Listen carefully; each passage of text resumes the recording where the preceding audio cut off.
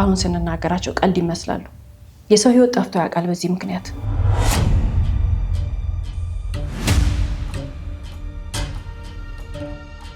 በጣም መጠንቀቅ አለብን። ማን ነው ይሄ ሰው?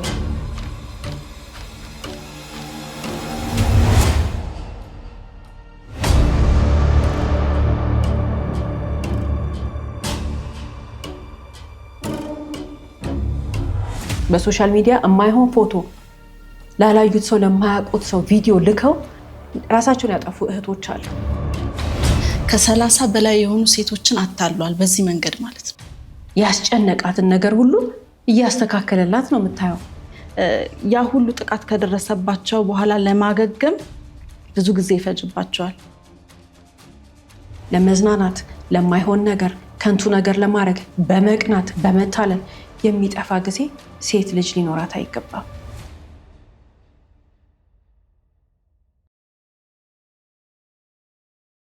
ሰላም የስሌት ፕሮግራም ተከታታዮቻችን፣ ስለ ህይወት ቲቪ በየሳምንቱ በዚህ ሰዓት ይዞላችሁ የሚቀርበው ፕሮግራማችን አሁን ይጀምራል።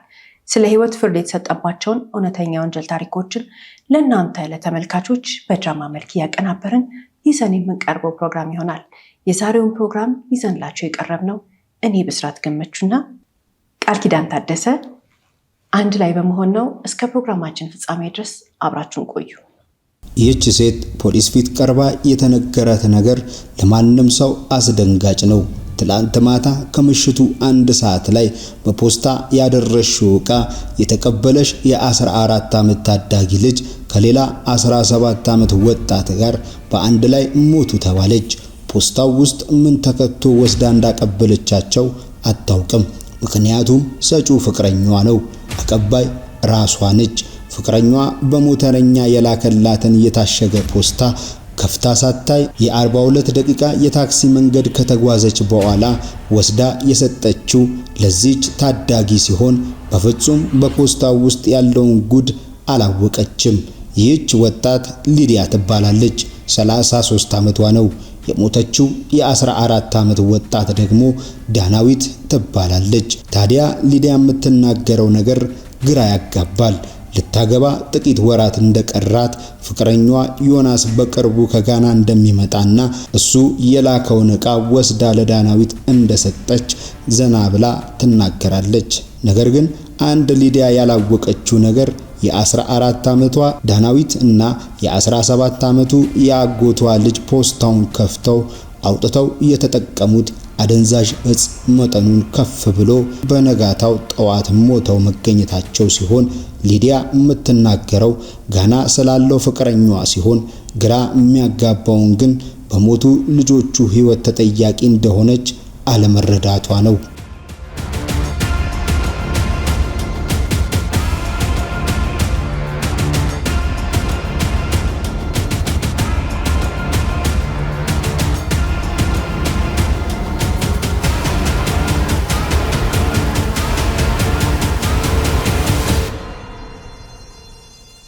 ሊዲያ ፍቅረኛዋ በሞተረኛ አድርጎ የላከላትን ፖስታ ከፍታ ባታየውም ውስጡ ግን አደንዛዥ እጽ እንደያዘ በፍጹም አልተጠራጠረችም። ታዲያ ዮናስ የተባለው ግለሰብ ወንጀል እንዲፈጽም መሳሪያ ወይም አደንዛዥ እጹን አቀባይ እንዳደረጋት ሲነግራት መናደድ ወይም ስላታለላት በመበሳጨት ሰውኛ የሚጠበቅ ስሜት ነው። ግን እሷ ያሳየችው ስሜት ያልተጠበቀ ነው። ሊዲያ የ33 ዓመቷ ወጣት ዮናስ ቤቱ የት ነው አድራሻው ስትባል ውጪ ሀገር ነው ያለው አለች። ከተዋወቁ 3 ዓመት አለፋቸው። አፍሪካ ሀገር ስለሚኖር የሚመጣው ለሰርግ ነው። ሊዲያ ዮናስን ያወቀችው በፌስቡክ ነው። የፌስቡክ ፍቅረኛዋ ጠዋት ከእንቅልፏ ስትነሳ ጀምሮ ማታ እስክትተኛ ላለፉት 3 ዓመታት አይለያትም። ግን በስልክ ብቻ ከሱ ሌላ ህይወት የላትም እስከሚባል ድረስ ሰዓቷን ለሱ ሰጥታለች። ሊዲያ ስራ ነበራት አቆመች። ቤተሰቦቿን ጥላ ወጥታ ቤት ተከራይታ ብቻዋን መኖር የጀመረችው ከዮናስ ጋር በተገናኙበት በወራት ልዩነት ነበር። ከዮናስ ጋር ደስተኛ ናት። ገንዘብ እየላከ የምትመኘውን ህይወት ሰጥቷታል። አሁን በሷ ግምት ሊያገባት የቀሩት ጥቂት ወራት ናቸው። ከተጋቡ በኋላ ከሷ ጋር ወደ ጋና ሄደው በአንድ ላይ እንደሚኖሩ አሳምኗታል። ግን ግለሰቡን አይታው አታውቅም። ግንኙነታቸው በስልክ ብቻ፣ በቪዲዮ አይታው አታውቅም። በፎቶ ታውቀዋለች። አሁን ግን በአይኗ አይታው ማታውቀው ሰው ለሷ ፍቅረኛ የሆነ ዮናስ በፖስታ የሰጣት እጽ የሰው ነፍስ ስላጠፋ ተጠያቂ እንደሆነች ሲነገራት ለራሷ ሳይሆን ዮናስ ታማኝ ነው፣ በፍጹም ወንጀል አይሰራም፣ ተሳስታችሁ ነው ብላ ትናገራለች። ለራሷ ሳይሆን ለሱ ጠበቃ ሆነች። አወራሯ ድንጋጤ ወይም ጥያቄ የተሞላበት ሳይሆን በሙሉ ልቧ ተሳስታችሁ ነው ትላለች።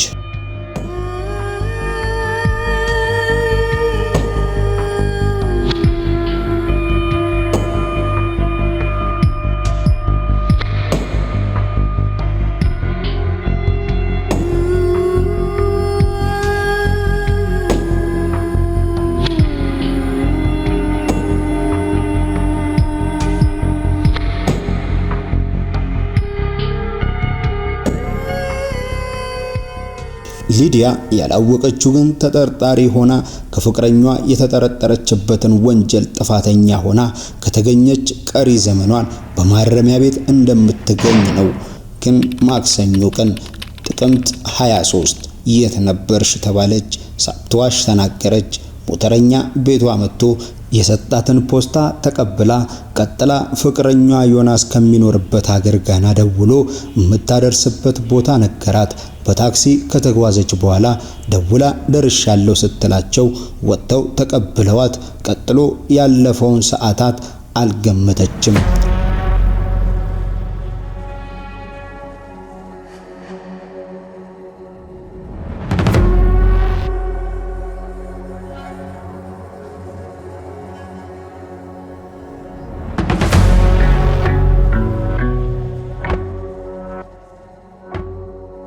ዳናዊት የ14 ዓመቷ ታዳጊ ወጣት በዛን ዕለት ቤተሰቦቿ ሐዘን ገጥሟቸው ቤት አልነበሩም። የቤት ሰራተኛ አለች። ታዲያ አብሮን እንዲኖር የተደረገው ያጎቷ ልጅ ጓደኛዋ ያህል ቀርቧታል። የሁለቱ ታዳጊ ወጣት ቤተሰቦች ልጆች ናቸው ብለው አሰቡ። ግን ቅርበታቸው ለመጥፋት በር ከፈተ። ያልታሰበ ማንም ያልገመተው ነገር እነዚህ ሁለት ታዳጊዎች ለማድረግ ሲወስኑ የቤቱ ባዶ መሆን፣ አዋቂ የሚባል ሰው አለመኖሩ አስደስቷቸዋል። የሚረብሽ ድምጽ፣ የሚቆጣ ወላጅ በሌለበት ሊጠቀሙ ያሰቡት አደንዛዥ ዕፅ እጃቸው ገባ። ሁሉ ነገር በእነሱ ቁጥጥር ስር ያለ መሰላቸው። ሁለቱ ተማምለዋል።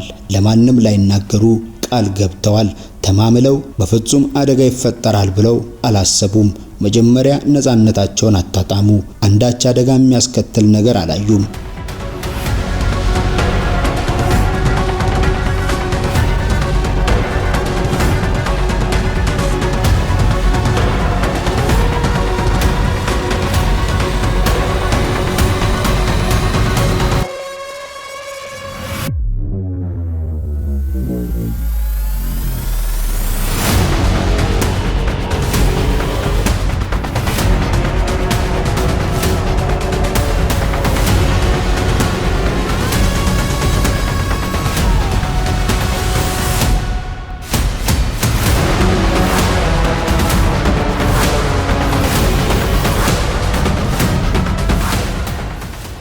ግን እየተቀየሩ ነው። በቀላሉ ነገሮችን እየሳቱ ሄዱ። እያሳቀ የነበረው ስሜት እየበረደ መጣና ዳናዊት ሞቀኛለች።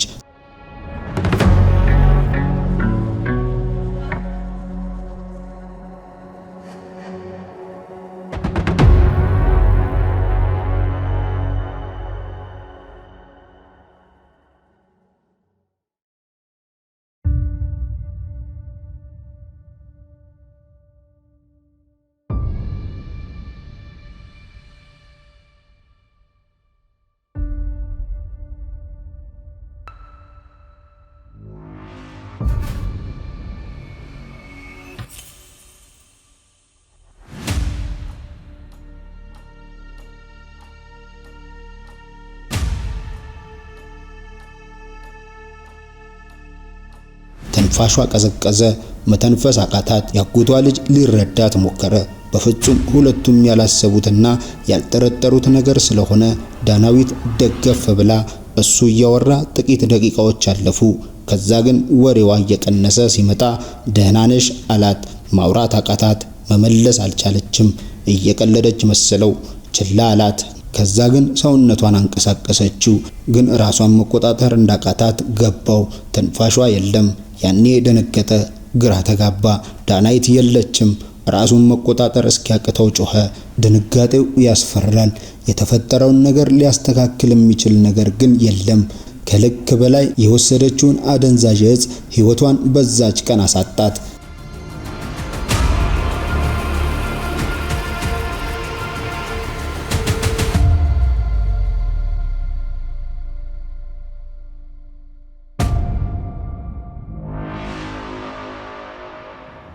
ግን ፖሊስ ምርመራ ሲጀምር ነበር የሞቷ ምክንያት አደንዛዥ እጽ ሲሆን እጹን ያቀበለቻት ደግሞ ሊዲያ ናት። ገራሚው ነገር ሊዲያ በፖስታ ያለው ነገር አደንዛዥ እጽ እንደሆነ ፈጽሞ አታውቅም።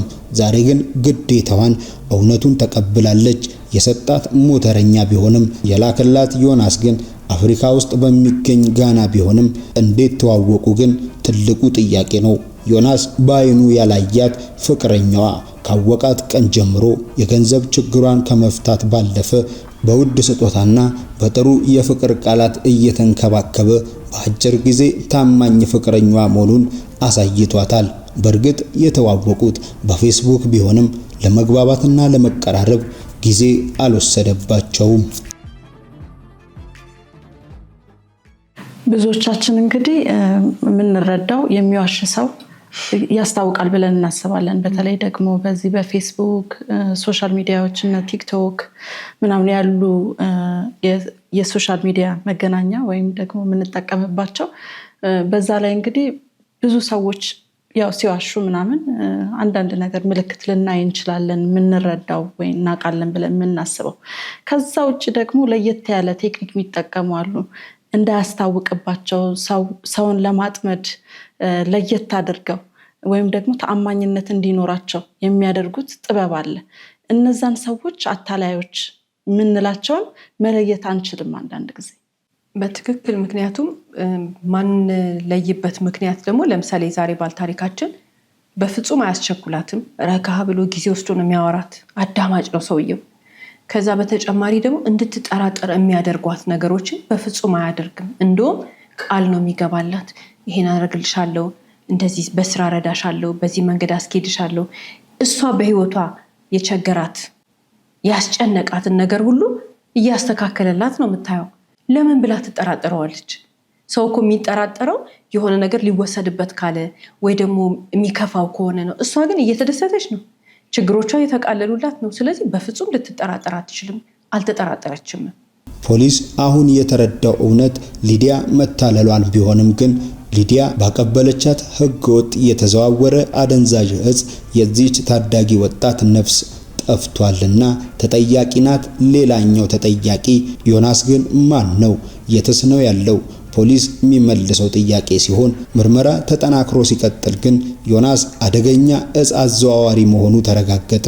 ዮናስ ያለው ጋና ከሆነ በእርግጥም ከሊዲያ ጋር በፌስቡክ እንጂ በአካል አይተዋወቁም። ሊዲያ ማታውቀው ግን ዮናስ ካለበት ቦታ ሆኖ ገንዘብ ከአሺሽ ንግድ የመጣ መሆኑን አላወቀችም። አሁን ሁሉን ነገር ስትረዳ ግን ዮናስ ብላ የምታውቀው ግለሰብ የላከላት ፎቶ ለፖሊስ አሳየች። በዋትስአፕ እና በፌስቡክ የተላላኩት ፎቶና ቪዲዮ ይሄ ቢሆንም ይሄ ግለሰብ ፖሊስ አገኘው። ግለሰቡ ስሙ አለሙ ሲሆን በፍጹም ዮናስ ከሚባል ሰው ጋር ግንኙነት የለውም። ስለዚህ ዮናስ የዓለሙ ፎቶና ቪዲዮ ከፌስቡክ እና ከቲክቶክ እየወሰደ በእርግጥ ሊዲያ እንዳታለላት ታወቀ። እንደሚያገባት ቃል የገባው የተመቻትን ኑሮ እያኖራት ያለው ዮናስ በማታውቀው ሁኔታ አታሎ አደንዛዥ እጽ እንድታዘዋውር እንደተጠቀመባት ቢታወቅም ፖሊስ የደረሰበት አዲሱ መረጃ ግን እጅግ አስደንጋጭ ነው።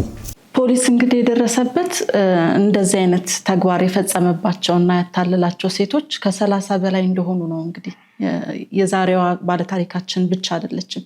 ከ30 በላይ የሆኑ ሴቶችን አታሏል በዚህ መንገድ ማለት ነው። ከ30 በላይ የሆኑት ሴቶች ደግሞ አንድ ቦታ ሆኖ ነው ፎቶ እያለ የሚልከው የሚያሳያቸው ቤት አለ። አንድ ቤት ነው። ከ30 በላይ የሆኑ ሴቶች አንቺን አግብቼ የምኖርበት ይሄ ቤት ነው የሚባሉት አንድ ቤት ነው፣ አንድ ዕቃ ነው፣ አንድ ነገር ነው የሚያሳያቸው። ለሁሉም ተመሳሳይ ነገር። በፍጹም አይተዋወቁም፣ አያውቁም፣ አምነውታል። ስለዚህ አንቺን አግብቼ የምኖረው እዚህ ቤት ውስጥ ነው፣ ይሄ ራሴ ቤት ነው። የውሸት ካርታ ይልክላቸዋል፣ የውሸት የመኪና ሊብሬ ፎርጅድ ይልክላቸዋል። ይሄንን መኪና አንቺ ነሽ የምትነጂው፣ ይሄን መኪና አንቺ ነሽ እንዲህ የምታረጊው፣ አንቺን ሳገባ በቃ ሁሉንም ተመሳሳይ ነገር እያወራ አሳምኗቸዋል። አምነውታል ሴቶቹ። ተማሪ፣ የቢሮ ሰራተኛ፣ የሱቅ ሽያጭ ሰራተኛ፣ ወጣት፣ ታዳጊና ጎልማሳ የሆኑ ሴቶችን ወደ ተለያየ ቦታ ፖስታ አድርሽልኝ እያለ በማያውቁት መንገድ እጽ ሲያዘዋውርባቸው የነበረው ግለሰብ አጥብቀው ፖስታው ውስጥ ያለው ምንድነው ያሉትን እያባረረ እሺ ብለው ለታዘዙት ጥያቄ ለማይጠይቁት በቃላትና በገንዘብ እየደለለ የጉዳዩ ማስፈጸሚያ እንዳደረጋቸው ተረጋገጠ። ግን አንዳችም ለፖሊስ እየጠቆመ የለም። ግን ለሁሉም ሴቶች እጽ የሚያዘዋውርበት ሞተረኛ አንድ ሲሆን ሞተረኛው ሆነ ሴቶቹ ስለሚያዘዋውሩት ዕቃ አንዳች ዕውቀት ሳይኖራቸው መሆኑን ሁሉንም ልብ ሰብሯል።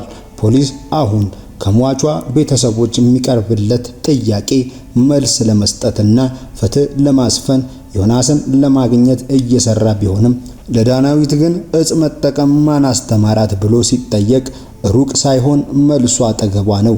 የ17 ዓመቱ የአጎቷ ልጅ አንተ የታውቀ ነው ተብሎ ተጠየቀ። እጽ እያስተዋወቀ ያለማመደው ግን በቲክቶክ ያወቀው ሌላ ልጅ ቢሆንም ግን ዮናስ ራሱ ፈልጎ በቲክቶክ መልእክት ጽፎለት እንደሸጠለት ይናገራል። ገንዘብ ከየት ታመጣለህ ለሚለው ሲመልስ ግን ያልጠበቀ ሌላ ነገር ተጋለጠ። ይህ ወጣት ከእናትና ከአባቱ ጋር የሚኖር ሲሆን እናትና አባቱ የሚጠቀሙበት ስልካቸው ላይ ከሞባይል ባንኪንግ በየቀኑ ብር ሲሰርቃቸው በፍጹም ጠርጥረው አያውቁም። ግን ከቤተሰብ የሚሰርቀው እሱ ብቻ ሳይሆን ዳናዊትም ናት። ልጆቻቸውን አምነው የስልካቸውም ሆነ የሞባይል ባንኪንግ ፓስዋርድ የተናገሩት ወላጆች ገንዘባቸውን መሰረቃቸው ሳያንስ ገንዘቡ የሚውለው ለአደንዛዥ እጽ መግዣ መሆኑ ልባቸውን ጎዳው። አስክሬን ምርመራ ተጠናቆ ቤተሰብ አስክሬን አሳርፎ ቀብር ተጠናቆ አሁን በጉጉት የሚጠበቀው ዮናስ ነበር። ዮናስ ከዛ ፖሊስ ከደከመ በኋላ ሲያገኘው ግን ከጋና ሳይሆን ከአያቱ ጓሮ ሰርቪስ ውስጥ ተደብቆ ነበር የተቀመጠው። ፎቶ ሌላ፣ የሱ መልክ ሌላ ነው።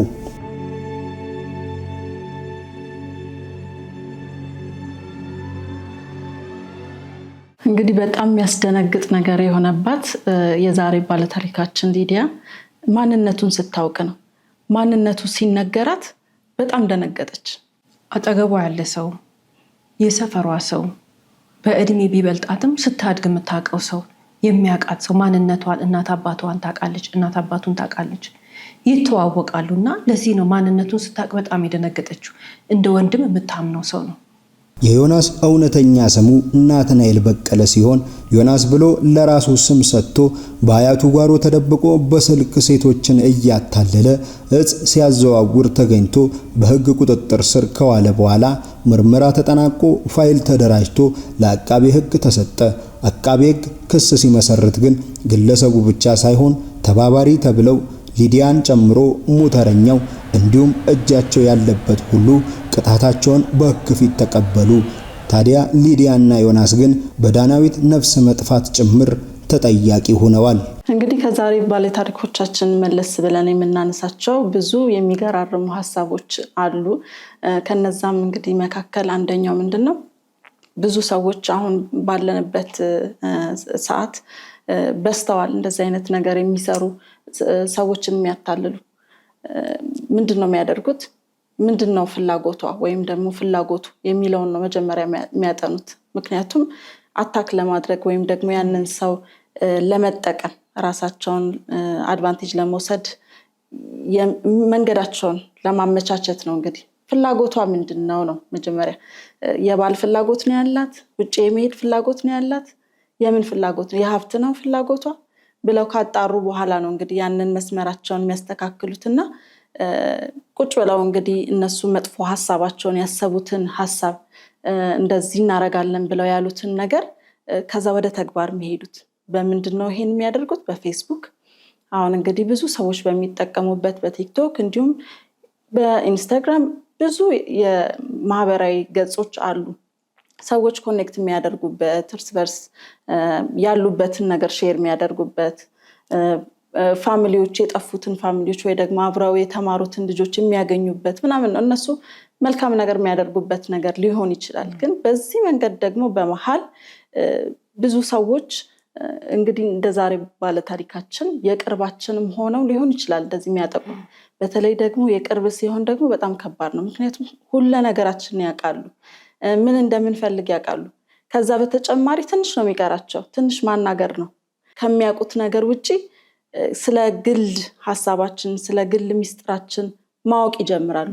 ያ ማለት ለነሱ በቃ ሁሉን ነገር ለማድረግ በር ከፈተ ማለት ነው። በጣም መጠንቀቅ አለብን። ወንዶች ልጆችም ሴቶች ልጆችም ወጣቶችም እንደዚህ አይነት ነገር ሲጠቀሙ ከማን ጋር ነው ማውራው? ማን ነው ይሄ ሰው ብለው በደንብ ሰርች ማድረግ አለባቸው። አሁን ራሳቸውን ማሳየት አይፈልጉም አንዳንድ አታላዮች፣ ወይ ደግሞ ታማኝነት እንዲኖራቸው ምን ያደርጋሉ? ቪዲዮ እየቀረጹ ያሳያሉ። ወይ ባል ከሆነ የምትፈልገው ትንሽ ያናግሩና እሷ እንደምትፈልገው ሳያቻኩሉ ልክ እንደዛሬ ባለ ታሪካችን አንቺን ማግባት ነው የምፈልገው፣ እኔ ደህና ነገር ነው ማስበው፣ ወይ ኑሮ ነው ማስበው፣ ወይ መጥቼ እንደዚህ ማድረግ ነው፣ እኔ እዚህ ሀገር የለውም ሊሆን ይችላል። እዛው አጠገባ ቁጭ ብሎ ፎቶቸውንም ሌላ አድርገው ሊሆን ይችላል የሚጠቀሙት። አንዳንድ ጊዜ ጾታቸውን ራሱ ይቀይራሉ። የሴት ጓደኛም ልትሆን ትችላለች እንደዛ የምታደርገው አድቫንቴጅ ለመውሰድ፣ ወይ ደግሞ ከሷ አላት ብላ ካሰበች ወይም ደግሞ መጥፎ ነገር ካሰበች እሷንም ለመጉዳት ሊሆን ይችላል።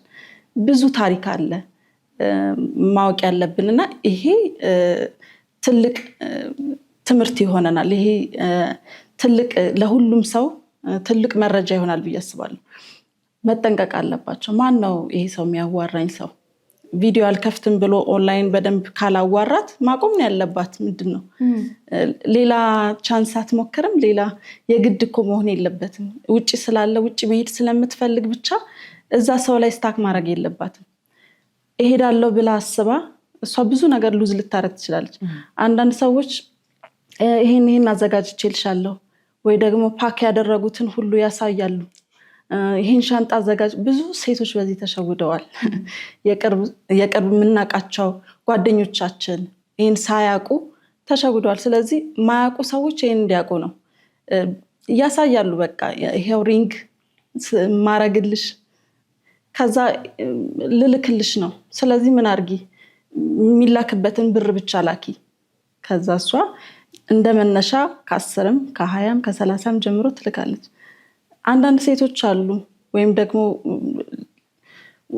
ልጆችም ሊሆን ይችላሉ ወንዶችም ሊሆን ይችላሉ፣ ግን በብዛት የሚሸወዱት በዚህ ነገር ሴቶች ስለሆኑ ማስጠንቀቂያ የምንሰጠው 10ም 20ም እያሉ 50 ላይም 100 ላይም የማይደነግጡ አሉ። በዛ ላይ ደግሞ ሰው እያስቸገሩ ቤተሰብ እያስቸገሩ እህት ወንድም አክስት አጎት እያስቸገሩ አምጡ እያሉ አለበዛ ሞት አለው እኔ እንድለወጥ አትፈልጉም ወይ እኔ እንድቀየር አትፈልጉም ወይ በሚል በቃ ባለማወቅ ምክንያት የማይደነግጡ ሰዎች አሉ። ስለዚህ ጥንቃቄ ማድረግ አለብን። እነሱ እስከሰጠናቸው ድረስ እስካልነቃን ድረስ አሁንም መበዝበዛቸውን አያቆሙም። ስለዚህ ይሄ ለብዙዎች ትምህርት ይሆናል ብለን እናስባለን እና ጥንቃቄ ማድረግ አለባቸው። ማን ነው ያ ሰው? ምን ፈልጎ ነው የመጣው? ለምንድን ነው የሚሰጠኝ? ለምንድን ነው ሪንግ የሚሰጠኝ? ለምንድን ነው ለእኔ ዶላር የሚሰጠኝ? ለምንድን ነው ብር የሚሰጠኝ? ምን ፈልጎ ነው?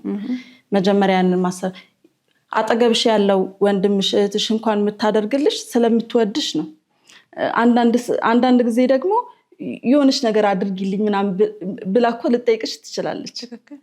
ስለዚህ ያንን ማያቅሽ ሰው ደግሞ እንዴት ብሎ ነው? ምን አስቦ ነው? መጠንቀቅ አለብን። መንቃት አለባቸው፣ መደንዘዝ የለባቸውም። ስለዚህ ጥንቃቄ አድርጉ ነው የምንለው። ሌላው በርካታ ጊዜ በተለይ ሴት ልጅ የምትታለለው በምላስ ነው፣ በንግግር። ማተኮር ያለብን ተግባር ላይ ነው። ሰው የፈለገውን ቃል ሊገባ ይችላል፣ የፈለገውን ሊናገር ይችላል፣ እውነትም ውሸትም ሊሆን ይችላል፣ አናውቅም። ማየት ያለብን ግን ተግባር ነው። በተግባር የምታረገውንና የሚያረገውን ነገር ነው ሰው መረዳትና ማየት ያለብን። የዛሬ ባል ታሪካችን የተታለለችው ነገር ግለሰቡ በጣም በአፉ ያወራል፣ በጣም በአፉ ያስረዳታል። ከዛ የተወሰኑ ተግባሮች እውነት መሰሏት። አስተውላ ግን ብታየው የእውነት ያደረገው ነገር የለም። የተወሰኑ ችግሮቿን ነው ከላይ ሲተዋወቁ ጀምሮ እየፈታ የተወሰኑ ነገሮችን እውነት የሚመስል ነገር የሚያደርገው። ያ ነገር ነው እንግዲህ ያታለላት ነገር። ትንሽ ነገር ሰጥቶ ብዙ ከእሷ እምነት አገኘ። ትንሽ ነገር ሰጥቷት እሷን ደግሞ ህይወቷን ብዙ ነገር ወሰደባት። እና ማናችንም ብንሆን መረዳት ያለብን ነገር የሰውን ምላሱን ባናይ ከሚናገረው ሰው ከአንደበቱ ከሚወጣው ቃላት የበለጠ ተግባሩን ብናተኩር። ሰው ደግሞ በተግባሩ በተለይ ፌስቡክ ምናምን ሶሻል ሚዲያ የምናውቀው ሰው አይደለም፣ በአካል እንኳን የምናውቀው ሰው በተግባር ያ ሰው ለራሱ ምን አይነት ሰው ነው? ለራሱ ደግ የሆነ ሰው ያስታውቃል። ለራሱ ጥሩ የሆነ ሰው ነው ለእኛ ጥሩ የሚሆነው። ሰው መጀመሪያ የምናየው ራሱን እንዴት ነው ትሪት የሚያደርገው? ራሱን ያከበረ ሰው ነው ወይ? ራሱን ያከበረች ሰው ናት ወይ? በቃ ለራሱ ጥሩ የሆነ ሰው ለሰውም ጥሩ ነው። ይሄ እኛ የምናውቀው በጣም ራስ ወዳድ ናት ብለን መልካም ባልሆነ ነገር የምናነሳው አይነት ሰው ሳይሆን ራሱን የሚያከብር ሰው፣ ክብር ያለው ሰው፣ ሞገሱ የሚያስታውቅ ሰው፣ የሷ ሰውነቷ ሞገሷ፣ የሷ እውነት የሚያስታውቅ ሰዎች ጋር ነው እንጂ ትንሽ ቃላቸውን ራሱ ልናምን የምንችለው ዝም ብሎ ዝርክርክ የሆነ ሰው ቃል ሁሌ መማል የሚያወጡት ቃል የውሸት ቃል፣ የማይታመን ቃል፣ አታላይ ቃል የመናገር ችሎታ ስላላቸው ብቻ ወደ ህይወታችን አስገብተናቸው የምናምናቸው ማንነታችንን አሳልፈን የምንሰጣቸው ህይወታችንን ዘመናችንን ሁሉ ጸጋና በረከታችንን የምንሰጣቸው ከሆነ የሆነ ሰዓት እንነቃለን። ደግሞ የሚናገሩ ሰዎች በትልቁ የሚወስዱብን ነገር ጊዜ ነው። ያለንን ነገር እኮ የሚወስዱት ነገር አይደለም፣ ጊዜን የመሰለ ግን ትልቅ ነገር የለምና ውሸታም ሰው፣ አንደበቱ በጣም አሪፍ የሆነ ሰው፣ መናገር የሚችል ሰው፣ ማሳመን የሚችል ሰው፣ በውሸት እየማለ እንደዚህ ይሆናል የሚል ሰው ጊዜያችንን ቅርጥፍ አድርጎ ነው የሚበላው። መሐላ ለነሱ ምንም አልታደለም። የሰው ጊዜ መብላት የሆነ ነገር በላይፋቸው አቺቭ ያደረጉ ነው ይመስላቸው፣ ትልቅ ነገር ነው ይመስላቸው ሰው ማታለል። እና መረዳት አለብን ሰውን ስናየው ከምላሱ ይልቅ አንደበቱ ሳይሆን ተግባሩን ነው መገምገምና ማስተዋል ትኩረት አድርገን ማየት ያለብን። እህቶች ደግሞ በማይሆን ቃል ባይሸወዱ፣ በማይሆን ቃል ባይታለሉ ሴቶች እህቶቻችን ልብ ማለት መቻል አለባቸው። አንዳንድ ሰዎች እንደዚህ ያደርግልሻለሁ፣ እንደዚህ ያደርግልሻለሁ፣ እንደዚህ ያደርግልሻለሁ፣ ይሄ ለአንቺ ነው፣ አንቺ እንደዚህ ነሽ። የዛሬ ባል ታሪኮቻችን ከ30 በላይ ሴት አንድ ወንድ የውሸት ሊብሬ፣ የውሸት ቤት ካርታ፣ ይሄንን በአንቺ ስም አዘውራለሁ፣ መታወቂያሽን ላኪልኝ፣ ውክልና ላኪልኝ ማለት ሴቶቹም በቁማቸው ላይ የተጫወተባቸው። ይሄንን የሚያደርግበት ምክንያት እነሱ ይሄን አደርግልሻለሁ፣ ይሄን አደርግልሻለሁ። ሲጀመር እንዴት ነው ሰው ዘመኑን ሙሉ የለፋበትን ነገር ለአንድ ሴት ይሰጣል ብለን የምናስበው? አይሰጥም። ማንም ሰው በላቡ ደክሞ ያገኘውን ገንዘብ ለሰው ዝም ብሎ አይሰጥም። ምን ስለሆነች? ለምን ይሰጣታል? ሴቷስ ምን ስለሆነ ትሰጠዋለች? የተወሰነ የገንዘብ መቀባበል ሊኖር ይችላል። ገንዘባቸውን የሚበሉ ሴቶች አሉ፣ ገንዘባቸው የሚበሉ ወንዶች አሉ። ሰው ለምን እንደሆነ ለሰው የለፋበትን የላቡን ውጤት የሚሰጠው? ለምንስ እከሌ ገንዘቡን ይሰጠኛል ብሎ ሰው ይጠብቃል? ማንም ለማንም አይሰጥም፣ ማንም ከማንም አይቀበልም። የህይወት ህግ ይሄ ነው። አብሮ ሲኖር ሰው ህይወት ነው። ባልና ሚስት ያላቸውን ነገር በጋራ አድርገው ይኖራሉ። ሳይጋቡ ገና ፍቅረኛ ሆነው ይሄንን ገንዘብ ላክልኝ፣ ይሄን ገንዘብ ላኪልኝ ሲባባሉ አንዳንዶቹ አንድ ቀን በአካል ላላዩት ሰው ሁሉ ገንዘብ ይልካሉ። ይህ ጥፋት ነው። ሴትም ወንድም መስጠት የለበትም። ሴቶች ደግሞ ሲሆኑ መታለል የለባቸው። በስልክ ለሚያውቁት ሰው በተለያየ ማህበራዊ ገጽ በሶሻል ሚዲያ ማለት ነው የተዋወቁትን ሰው ፌስቡክ ምናምን እያነሱ ገንዘባቸውን ይልካሉ፣ ገንዘባቸውን ይሰጣሉ። ከዛ አልፈው በጣም ብዙ አጸያፊ ነገር ሁላ ይልካሉ። መጠንቀቅ መቻል አለባቸው። እንደነዚህ አይነት ነገሮች አሁን ስንናገራቸው ቀልድ ይመስላሉ። የሰው ህይወት ጠፍቶ ያውቃል በዚህ ምክንያት። በሶሻል ሚዲያ የማይሆን ፎቶ ላላዩት ሰው ለማያውቁት ሰው ቪዲዮ ልከው መጨረሻ ላይ ያ ሰው ያንን ፎቶና ቪዲዮ አሰራጭቶባቸው ራሳቸውን ያጠፉ እህቶች አሉ። ዘመናቸውን በሙሉ 10 ምናምን ዓመት 20 ምናምን ዓመት የለፉበትን ገንዘብ የተበሉ ወንዶችም ሴቶችም አሉ። ቀልድ ይመስላል እንደዚህ በ1 ደቂቃ በ5 ደቂቃ ስናወራት። የሰው ህይወት፣ የሰው ሀብት፣ የሰው ላብ ግን እንደ ቀልድ ጠፍቷል በእንደነዚህ አይነት ነገሮችና ልብ ማለትና ማስተዋል አለብን። እንዲህ የምንቀልድበት ገንዘብም ላብም ህይወትም የለንም። ብዙ ሰዎች እንግዲህ በዚህ አይነት ጥቃት የሚጠቁት በአብዛኛው ምንድነው ብቻቸውን ስለሚሆኑ ወይም ደግሞ ብቸኝነት ስለሚፈሩ ነው። ወይ ደግሞ በደንብ የሚያናግሩት ሚስጥራቸውን የሚያጋሩት ሰው አጠገባቸው ስለማይኖር ምንድነው የሚያደርጉት? ሶሻል ሚዲያን ይመርጣሉ። በሶሻል ሚዲያ እንግዲህ የሚያገኙትን ሰው እንግዲህ ወይ ስለማያዩት ሊሆን ይችላል፣ ወይ ደግሞ የልባቸውን ሀሳብ እንደፈለጉ መግለጽ ስለቻሉ ወይ እነሱም ትሪት ስላደረጓቸው ሊሆን ይችላል ብዙ ሚስጥራቸውን ይናገራሉ፣ ራሳቸውን ግልጽ ያደርጋሉ። እንግዲህ አንዱ የሚጠቁበት ምክንያት ምንድነው? ይሄ የብቸኝነት ፊሊንግ ነው። ያንን መፍራት የለባቸውም። ሰው እኮ ብቻውን ስንት ሀገር ሄዶ ራሱን ማስተዳደር ይችላል፣ መስራት ይችላል፣ መለወጥ ይችላል። ስለዚህ ሁሉንም ነገር መቅመስ አለባቸው። አለበዛ አይሆንም። ልፍስፍስ ከሆኑ የመጣው ነገር ሁሉ ምን ያደርጋቸዋል? ደካማ ያደርጋቸዋል። የመጣው ነገር ሁሉ ይጥላቸዋል፣ ይመታቸዋል፣ ያቆስላቸዋል፣ ያደክማቸዋል። ስለዚህ ስትሮንግ መሆን አለባቸው፣ መለማመድ አለባቸው። ስለዚህ ብቸኝነትን መልመድ ምንም አይደለም። ሰው ሄዶ እኮ ብቻውን ይማራል። አንድ ጊዜ ሁለት ጊዜ ምናልባት ልጆች ሆነን ልናለቅስ እንችላለን። ብቻችንን የመጀመሪያ ጊዜ ትምህርት ቤት ኤክስፒሪየንስ ስናደርግ ወይም ደግሞ ልጆቻችንን ስናይ ሊያለቅሱ ይችላሉ። ከዛ ሁለተኛ ሶስተኛ እንደውም ደስ ነው የሚላቸው፣ ሄደው መጫወት ሄደው መማር ነው የሚፈልጉት። ስለዚህ እንደዛ ነው፣ ህይወትንም እንደዛ ነው ኤክስፒሪየንስ ማድረግ ያለብን። ስለዚህ ብቸኛ መሆን መፍራት የለባቸውም።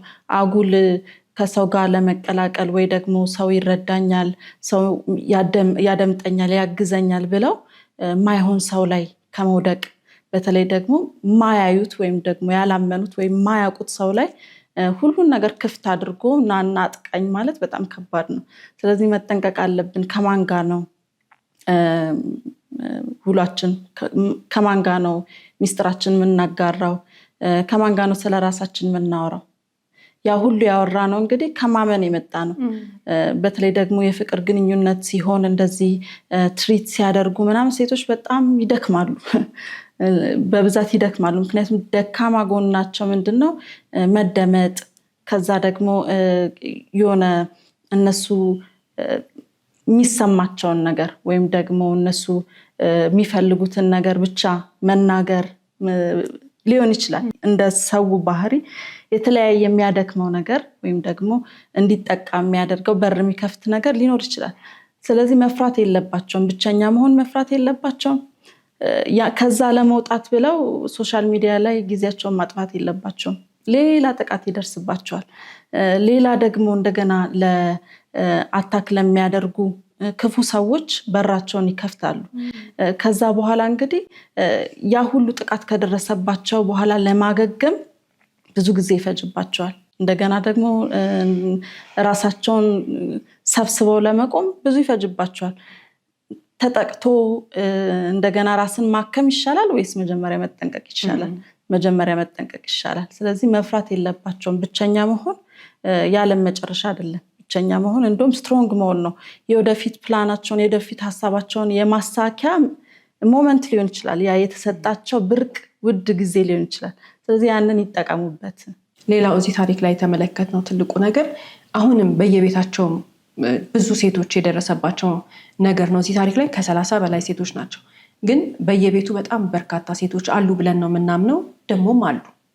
ምንድነው ተመሳሳይ አይነት ሁኔታ በሶሻል ሚዲያ አማካኝነት ያገኙት ሰው ያጭበረብራቸውና እነዛ ሰዎች ከዛ በኋላ ሌላ ፍቅረኛ፣ ሌላ ትዳር ውስጥ መግባት፣ በዛ ህይወት ውስጥ የመቀጠል ችግር ይኖርባቸዋል። እና አሁንም እንደነዚህ አይነት እህቶች በቃ የተጎዱ ያዘኑ፣ ክህደቱ ያስደነገጣቸው፣ በህይወታቸው ብዙ ነገር ያሳጣቸው፣ ያፈሩ። ምክንያቱም በጣም ነው የሚያሳፍረው። በሶሻል ሚዲያ አማካኝነት የተዋወቅነው ሰው ጉዳት ሲያደርስብን፣ ሲክደን፣ የተለያየ ነገር ሲያደርገን ወጥተን ለሰው መናገር እንደሞኝ ስለምንቆጠር በጣም ያሳፍራል።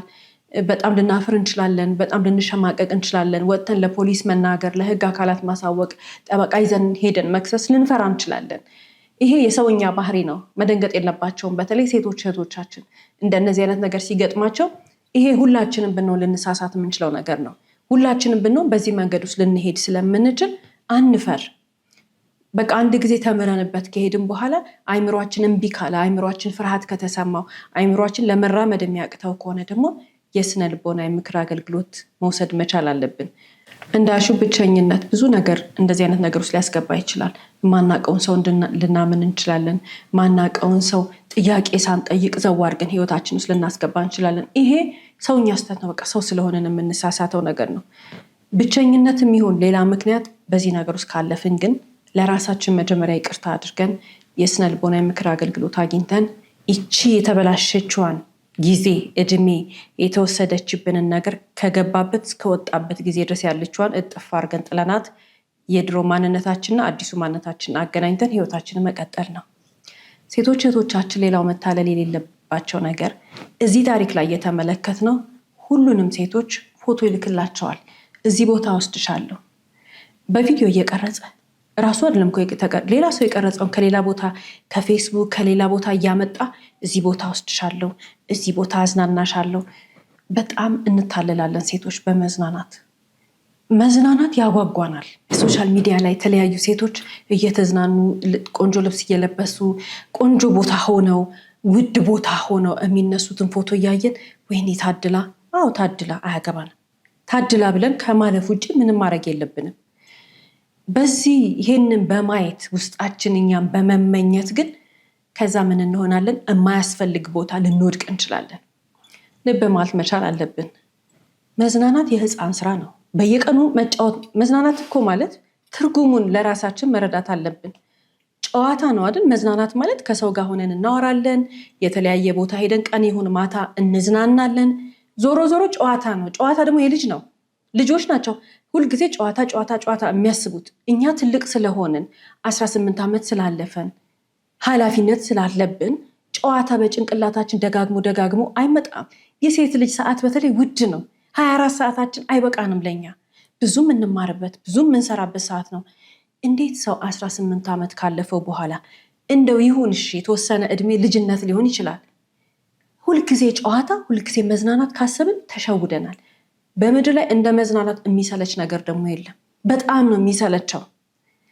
መዝናናት ካበዛን ዝም ብለን ጭንቅላታችን ስለ መዝናናት እያሰበ ከተወጠረ እከሊት እንደዚህ አይነት ቦታ ሄዳ ፎቶ ተነስታለች፣ እንደዚህ ለብሳለች፣ እንደዚህ ተዝናንታለች፣ እኔም ይሄንን ላድርግ ብለን ያኛው ቅናት ይሁን ሰላማዊ ይሄ ጥሩ ቅናት ይሁን ከቀናን ተታለናል፣ ሞኝ ሆነናል፣ ህፃን ሆነናል ማለት ነው።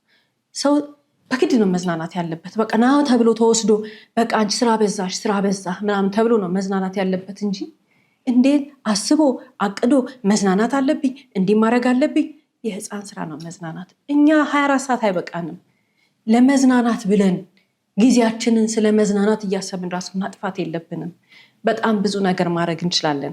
አይምሮአችንን ሰላም የሚሰጡ፣ አይምሮአችንን ከውጥረት የሚያወጡ፣ አይምሮአችንን በትክክል እረፍት የሚሰጡ የተለያዩ ሳይንሳዊ የሆኑ መንፈሳዊ የሆኑ ልምምዶች አሉ። መልካም ነገሮች አሉ። በፈጣሪ የተመረጡልን ነገሮች አሉ። ዝም ብለን እኛ ለዓለም ተገዝተን በተለይ ሴቶች ሆነን የዛሬ ባልታሪካችን እንዳደረገችው ለመዝናናት ጓጉተን የማናውቀውን ዓለም ለማየት ጓጉተን ትራቭል ለማድረግ ጓጉተን የሆነ ልብስ ለመልበስ ለሾፒንግ ብለን ጊዜያችንን ሰዓታችንን ምናምን ስናጠፋ ካገኘን ተታለናል። ዓለም እንዳትገዛ መጠንቀቅ አለብን። ሴቶች ሆነን ዓለም እንዳታሸንፈን መጠንቀቅ አለብን። ብልጥ ሴት ዓለምን ትንቃታለች። ብልጥ ሴት የዓለም ብልጭልጭ ነገር አያሸንፋትም። ሲጀመር የትኛውንም ምድር ላይ ያለ ነገር ሁሉ ለመግዛት የሚያስችል እውቀትና አቅም ገንዘቡን ለማግኘት አንቸገርም። ይሄንን ካመንን ማድረግ ያለብን 24 ሰዓታችንን በአግባቡ መጠቀም እንጂ 24 ሰዓታችን ይገዛልኛል ይወስደኛል ብለን ያሰብነው ሰው ጋር ቴክስት መጻጻፍ ማውራት ምናምን መለማመጥ አይደለም ይገባል። ያለፋንበት ያላገኘ ነው በላባችን ያልገዛ ነው ነገር ደግሞ የኔ ካልሆነ ይቅር ምንም አያደርግልኝም ብለን ነው መጠንቀቅ ያለብንና ማወቅ ያለብን። የትኛውም ነገር ላይ መድረስ እንችላለን። ሁለት ነገር ግን መሆን አንችልም። ከሰው ምንጠብቅና ራሳችን ሰርተን የምናገኝ ልንሆን አንችልም። አይምሮ አንድ ቦታ ነው መሰብሰብ የሚችለው። ስለዚህ ወይ ለማኝ ሆነን እየተቀበልን መኖር ነው የምንችለው፣ አለዚያ ግን 24 ሰዓታችንን በአግባቡ ተጠቅመን ሰርተን ምንፈልገውን ነገር ማግኘት ነው የምንችለው። የዛሬ ባል ታሪኮቻችን ከ30 በላይ ሴቶች ለውሸት ህይወት ጓግተው ከወንዱ ገንዘብ ለመቀበል ብለው ነው ይሄን አረግልሻለሁ ሲባሉ የተታለሉት። እኛስ የሰው አያኖረንም፣ አያረግልንም፣ አያስደስተንም። የራሳችንን ነው ማግኘት ያለብን። የራሳችንን ለማግኘት ደግሞ በተለይ ሴት ልስራ ካለች ከማንም በላይ ትሰራለች። ጥበበኛ ናት ሴት። ገንዘብ ልስራ ብላ ፎከስ ካደረገች ምንም ነገር ማግኘት ትችላለች። ዓለም ላይ በርካታ ሴቶች እንደዛ አድርገው ገንዘብ ሰርተው አግኝተዋል። አገራችንም ላይ እንደዛ አግኝተዋል። እህቶቻችንን መረዳት አለባቸው። ወይ ለማኝ ነው የምንሆነው ወይ ራሳችንን ሰርተን ነው የምናገኘው። ለማኝ መሆን አንፈልግም። እየተቀበልን ተስፈኛ ሆነ መኖር አንፈልግም። እየሰራን ከሆነ ግን መነጽራችንን እናስተካክል፣ ትኩረታችንን እናስተካክል። ፎከስ የምናደርገው የምናየው መንጋ እንደሆነ እንረዳና ህይወታችንን እንኖር። በቴክስት በልመና በሶሻል ሚዲያ በምናምን የምናጠፋው ጊዜ ገንዘብ እናገኛለን ብለን ገንዘብ አይደለም የምናገኘው፣ ገንዘባችንን ነው የምናጣው። ለወሬ፣ ለመሳሳቅ፣ ለመዝናናት፣ ላሉባልታ ብክነት ለሆነ ወይ ገንዘብ የለው ወይ እውቀት አናገኝበት። ቦታው ምንም አይደለም። ገንዘብ ብናገኝበት እንኳን አልባሌና ከንቱ መጥፎ ነገር አድርገን የምናገኝበት ከሆነም አያስፈልገን። መረዳት፣ ራሳችንን ማወቅ መቻል አለብን። ጎበዝ መሆን መቻል አለብን። ለመዝናናት፣ ለማይሆን ነገር፣ ከንቱ ነገር ለማድረግ በመቅናት በመታለል የሚጠፋ ጊዜ ሴት ልጅ ሊኖራት አይገባም። ውድ የስለ ህይወት ቤተሰቦች፣ ማህበራዊ ሚዲያ ብዙ ጠቀሜታ እንዳለው ሁሉ ጉዳቱ ቀላል አይደለም። በማህበራዊ ሚዲያ የምናውቃቸውና የምንተዋወቃቸው ሰዎች ማንነት ሳናውቅ የምንጓዘው መንገድ አደገኛ በመሆኑ በየትኛውም ሁኔታ የተዋወቅናቸው ግለሰቦች ማንነትና አድራሻ መረዳት ማወቅ ግዴታ ነው እያልን የዛሬን አበቃን። እስከ ፕሮግራማችን ፍጻሜ ድረስ አብራችሁን ስለቆያችሁ እናመሰግናለን። ሳምንት በተመሳሳይ ሰዓት በአዲስ ታሪክ እንደምንቀርብ እየገለጽን እንደተለመደው በአድራሻችን አስተያየቶቻችሁን ላኩልን። እስከ ሳምንት ድረስ ቸርን ሰንብት።